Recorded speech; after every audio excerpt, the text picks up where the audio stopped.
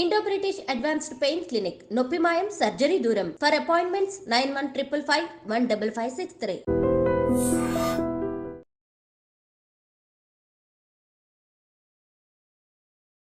Welcome to I dream media. So జనరల్గా grey hair, white hair చాలా మందిని ఇబ్బంది పెడుతున్న సమస్య. చిన్న వయసులో ఈ సమస్య వస్తుంది. అయితే దీనికి డైస్ అప్పటికప్పుడు దాన్ని నల్లబరుచుకోవడం, మళ్ళీ జుట్టు పెరిగినా కొద్దిగా అది తెల్లబడుతూ ఉండడం ఇలా చూస్తూ ఉంటాము. అయితే రివర్స్ చేయడం సాధ్యం కాదు అంటారు. మరి దీని గురించిన పూర్తి వివరాలు తెలుసుకుందాం. ఈరోజు మనతో పాటు ఉన్నారు ప్రముఖ vegetable therapist and sun spiritual society founder Vikramaditya Guruji గారు.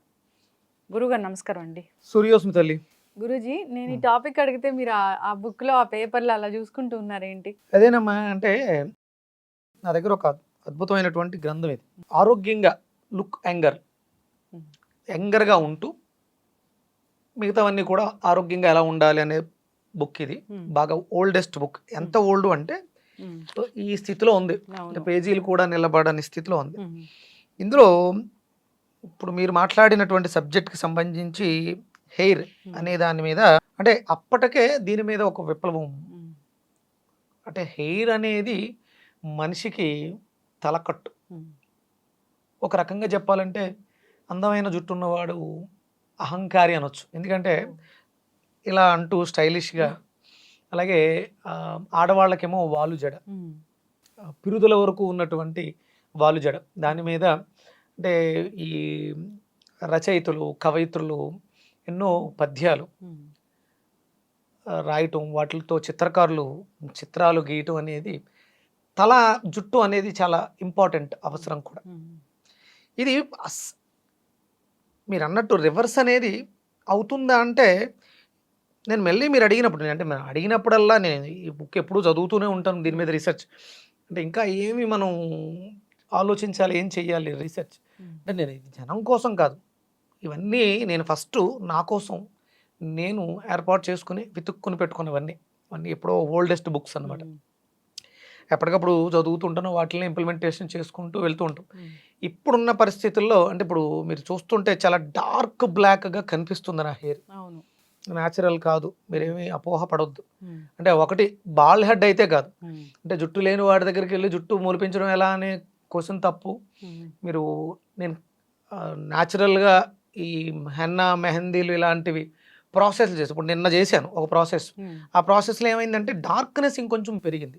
అంటే న్యాచురల్గా మనం తీసుకునే హెన్నానే, న్యాచురల్ కలర్స్ని ఇంకొంచెం ప్రాసెస్లోకి వెళ్ళడం వల్ల ఏమైందంటే డార్క్నెస్, థిక్నెస్, స్మూత్నెస్ పెరిగింది. ఇది నేను నిన్న చేసినది ఆవదంతో ఆవాల నూనెతో ఒక ప్రాసెస్ చేశాను. డార్క్నెస్ పెరిగింది, ప్లస్ థిక్నెస్ కూడా పెరిగింది. ఇంకా అంటే ఇది న్యాచురల్ కాదు, అన్యాచురల్ కొంచెం న్యాచురల్గా చేసిన ప్రాజెక్ట్. దీన్ని ఇంకొంచెం న్యాచురల్గా ఎలా చేయాలి, నేను ఎక్కువ అంటే నేను మీకు చాలాసార్లు చెప్పాను, మా నాన్నగారు హెయిర్ పూర్తిగా వైట్ బొట్ట అయిపోయి మళ్ళీ రివర్స్ అయ్యి మాక్సిమం 70-80% బ్లాక్ అయింది. అంటే అవుతుంది ఎక్కడ అంటే మన ఆహారపు అలవాట్లు. వీళ్ళు ఇందులో కూడా బాల్ హెడ్, చైనీస్ వాళ్ళకి ఎవరికి కూడా బాల్ హెడ్ ఉండదు. అలాగే ఐరిస్ వీళ్ళకి. ఇక్కడ ఇందులో ప్రస్తావించింది ఏంటి అంటే అయోడిన్. మనం తీసుకునే ఆహారంలో, అంటే ఇప్పుడు అయోడిన్ అన్నా అని చెప్పేసి అని అయోడైజ్డ్ సాల్ట్, అది సింథటిక్స్. ఆహారంలోనే అయోడిన్ అనేది ఉండాలి, సహజంగా మనకు ఉంటుంది. మనం అట్లా ఎక్సెస్ యాడ్ చేసుకోవాల్సినటువంటి అవసరం ఉండదు. సింథటిక్స్ ఏవి పనిచేయవు. ఇందులో ప్రధానంగా వాళ్ళు ప్రస్తావించింది ఏంటంటే బి విటమిన్ సంబంధించినటువంటి ఫ్యామిలీస్.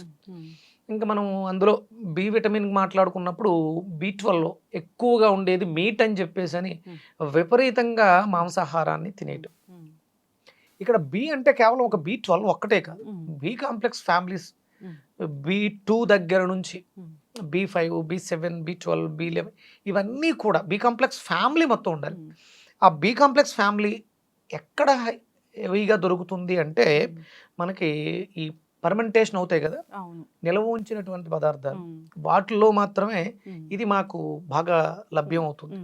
అలాగే మనకి పూర్వం పచ్చళ్ళు నిల్వ పట్టేవారు, మ్యాంగో పికిల్ని, వీటిని కూడా బాగా నిల్వ ఉన్న పచ్చళ్ళు ఆరోగ్యానికి మంచిది. కానీ ఇప్పుడు అది అనారోగ్యం అని చెప్పేసి అని మనం మాట్లాడుతాం. అంటే ఇప్పుడున్న పరిస్థితులలో మనం ఆరోగ్యాన్ని పాడు చేసుకున్న తర్వాత ఆవకాయ పచ్చడి ఇబ్బంది పెడుతుంది. ఆబ్వియస్లీ దాంట్లో వాడే కారం అవన్నీ కూడా కెమికల్ బేస్డ్ అవ్వడం వల్ల పూర్తిగా ఎలర్జీస్ అలాంటివి వస్తున్నాయని చెప్తూ ఉంటారు.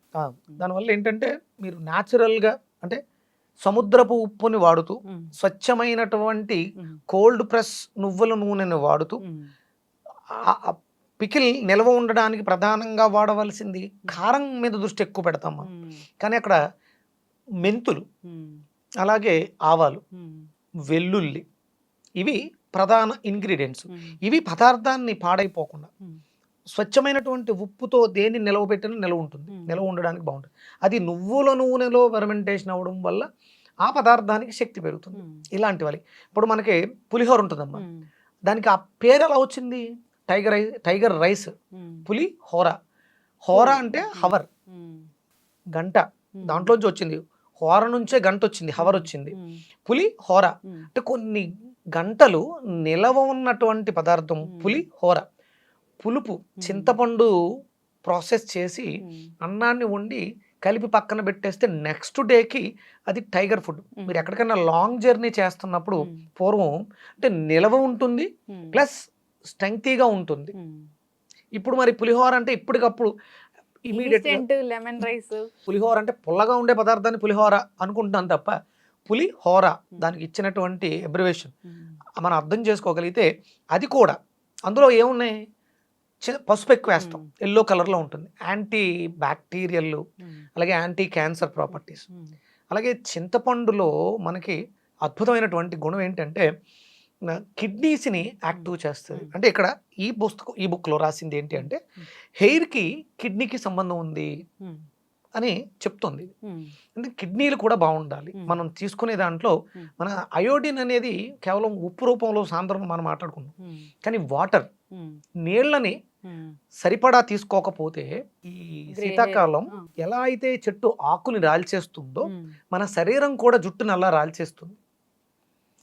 దానికి సరిపడా వాటర్ని మనం మంచి వాటర్ని మళ్ళీ అంటే ఎసిడిక్ నేటర్ వాటర్ని కాదు, మంచి ఆల్కలైన్ వాటర్ని ఇవ్వగలిగితే ఎలా అయితే మళ్ళీ చెట్టు చిగురిస్తుందో అలా మనకి జుట్టు కూడా పునరుత్పత్తి చెందే అవకాశం ఉంది. మరి గ్రే హెయిర్ ఉంది వచ్చింది, దాన్ని రివర్స్ చేయాలంటే ఇందులో మనం చూసిన దాని ప్రకారం మనకి బి కాంప్లెక్స్ ఫ్యామిలీ, ఐరన్ సమృద్ధిగా ఉండేటువంటి ఆహారాన్ని ఇందులో ప్రస్తావించింది. మెలనిన్ డెఫిషియన్సీ వల్ల గ్రే హెయిర్ వస్తుంది అని కూడా పెంచడం.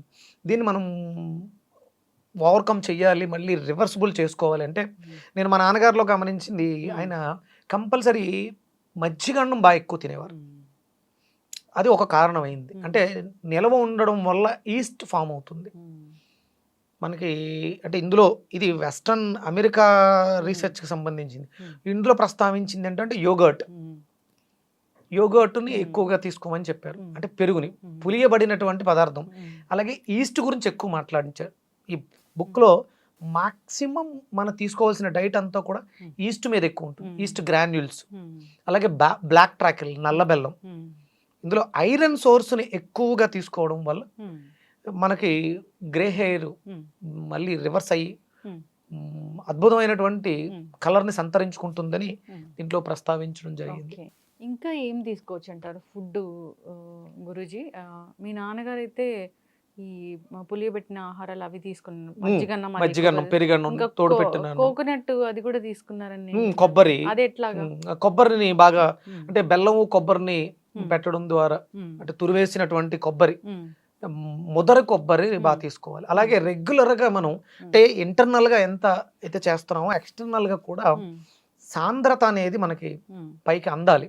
ఆ తేమ అందించడం కోసం రెగ్యులర్గా నూనె, కొబ్బరి నూనె, స్వచ్ఛమైనటువంటి కొబ్బరి నూనె రాసుకోవటం.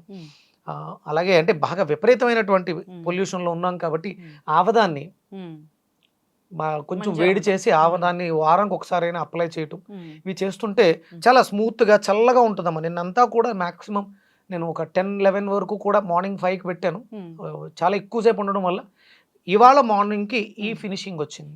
గ్రే హెయిర్ ఉంది, జనాలకి అలా గ్రే హెయిర్తో కనపడలేరు కాబట్టి రకరకాల డైస్ వాడుతూ ఉంటారు.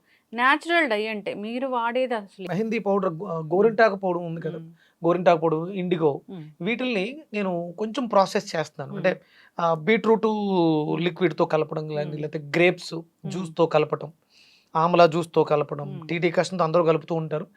నేను కొత్తగా ఆలోచించింది ఏంటంటే బీట్రూట్ రసం 1 స్పూను, అలాగే గ్రేప్స్, నల్ల ద్రాక్ష రసం, అందులో కూడా మీకు మంచి ఫోలిక్ యాసిడ్ ఉంటుంది. అవి ఇంటర్నల్గా కూడా తీసుకోవాలి. దాంతో ఫెర్మెంటేషన్ చేసి నానబెట్టినటువంటిది పెట్టడం. మనకి అమోనియా ఫ్రీ కలర్స్ దొరుకుతాయి. దాంట్లో ఆవ నూనె 1 స్పూన్, లేదంటే చేతికి శుభ్రంగా ఆవ నూనె రాసేసుకుని హెయిర్కి అప్లై చేసేసి ఈ క్రీమ్ పెట్టడం వల్ల సైడ్ ఎఫెక్ట్లు తగ్గి ఆ కలర్ కూడా డార్క్నెస్ ఇంప్రూవ్ అయింది. అలాగే ఆవదాన్ని, ఆవ నూనెని కలిపి రాసుకోవడం ద్వారా, ఇవన్నీ నేను చేసినవి.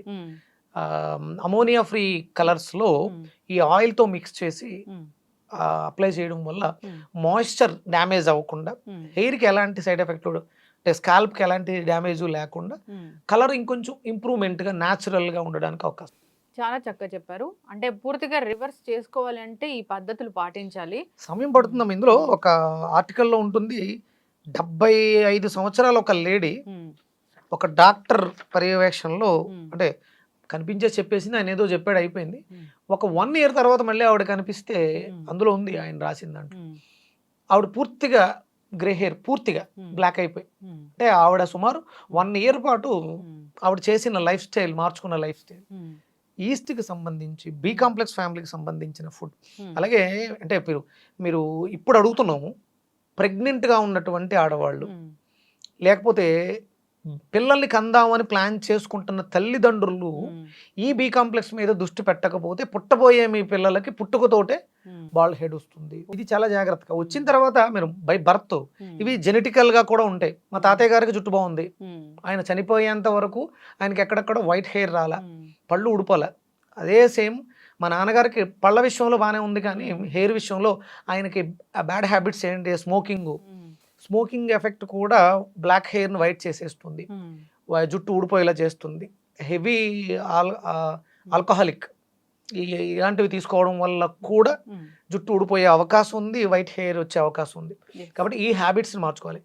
పిల్లల్ని ప్లాన్ చేసుకునే తల్లిదండ్రులు ఒక ఆరోగ్యకరమైనటువంటి బిడ్డకి ఇన్కార్నేషన్ ఇవ్వాలి అనుకున్నప్పుడు మీరు మంచి స్వచ్ఛమైనటువంటి easy digestible B complex family ఉన్న ఆహారాన్ని, అలాగే పెరుగు, పాలు, వెన్న, నెయ్యి, ఈ పదార్థాలని ఎక్కువగా తీసుకోవడం వల్ల పుట్టబోయే బిడ్డలు ఇలాంటి ప్రాబ్లం, నేను ఫేస్ చేస్తున్న ప్రాబ్లం నా పిల్లవాడికి రాకుండా ఉంటుంది, నేను ఆరోగ్యంగా ఉన్నప్పుడు మాత్రమే. అందుకని చాలా జాగ్రత్తగా ప్లాన్ చేసుకోవాలి. ఖచ్చితంగా గురూజీ, చాలా చక్కగా చెప్పారు.